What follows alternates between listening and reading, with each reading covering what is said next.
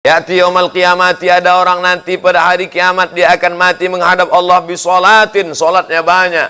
Solat qabliyah, solat ba'diyah, solat tahajud, solat witir, solat duha, solat isyraq, solat awabin, solat tasbih. Wa zakatin, zakat, wakaf, infak, sedekah, bangun masjid, pondok pesantren.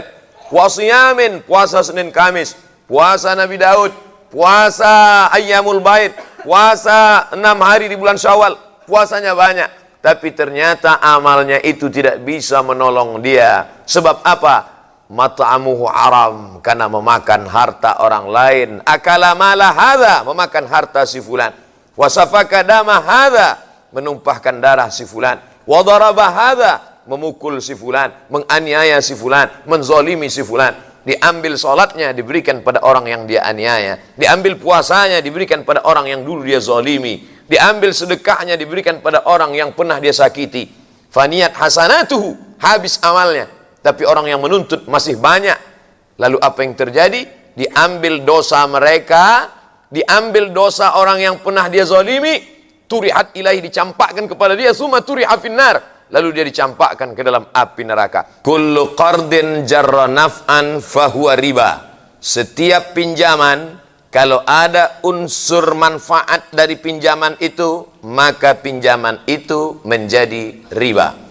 Siapa yang tidak lepas dari pinjaman? Selama hidup pasti kita pernah meminjam. Tidak ada barang yang cash di rumah kita sekarang. Semuanya pinjaman. Panci pun kredit. Semuanya pinjaman. Saya pinjam uang Bapak 5 juta, Pak. Oke, Ustadz. Nih pakai duit 5 juta. Pinjam ya, Pak? Iya.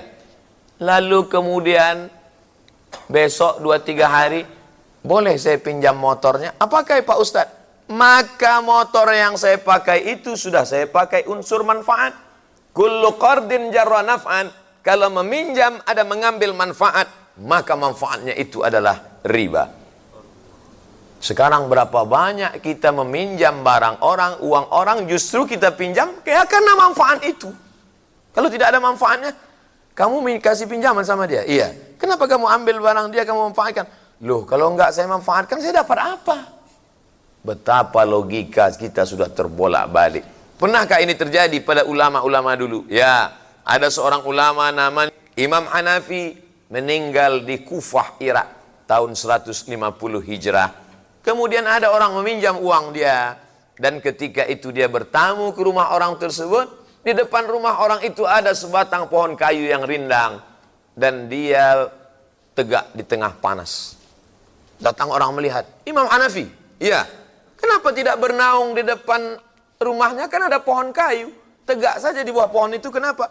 Dijawab Abu Hanifah dengan argumen tadi, kullu qardin jarra naf'an fahuwa riba. Setiap pinjaman kalau mengambil manfaat, maka itu adalah riba. Tegak di depan rumahnya, yang di bawahnya ada pohon kayu, yang tempat bernaung tidak kena panas, maka tegak di bawah pohon kayu itu pun, jangankan masuk ke dalam meminum airnya, jangankan masuk ke dalam memakan kuihnya, jangankan masuk ke dalam meminjam untanya, berdiri di depan rumahnya mendapatkan naungan pun sudah termasuk dalam kategori riba. Jadi ulama-ulama itu dulu kenapa ilmunya berkah? Lagi-lagi menjaga makanan dan minuman. Syarat pertolongan Allah turun, maka jangan pernah melawan perintah Allah. Kata Nabi SAW, ini namanya Jabal Rumat, bukit pemanah. 70 pemanah dipasang di atas. Nanti aku akan perang di bawah, namanya perang Uhud. Kalau pasukanku menang di bawah, kamu jangan turun, tetap pasukan pemanah di atas. Ternyata yang namanya manusia lupa dan lalai. Begitu mereka melihat pasukan Nabi di bawah kalah, langsung mereka turun. Melihat pasukan Nabi menang, mengalahkan pasukan musyrik kalah, mereka langsung turun ke bawah, tergoda ingin mengambil harta rampasan perang. Apa yang terjadi? Datang pasukan Khalid bin Walid dari belakang. Waktu itu dia belum masuk Islam, tahun ketiga. Turun dia menyerang dari balik. Maka umat Islam dikepung dari dua arah. Satu dari kanan, satu dari kiri. Meninggal sahabat terbaik, Sayyidus Syuhada, Hamzah bin Abdul Muttalib. Perang itu terjadi di Bukit Uhud. Makanya nanti kalau umrah di atas Bukit Uhud itulah nampak ini pasukan muslim, ini pasukan musyrik, Pasukan turun dari Jabal Rumat, dikepung dari dua arah. Orang ziarah di padang Uhud itu menetes air mata. Yang ngerti sejarah.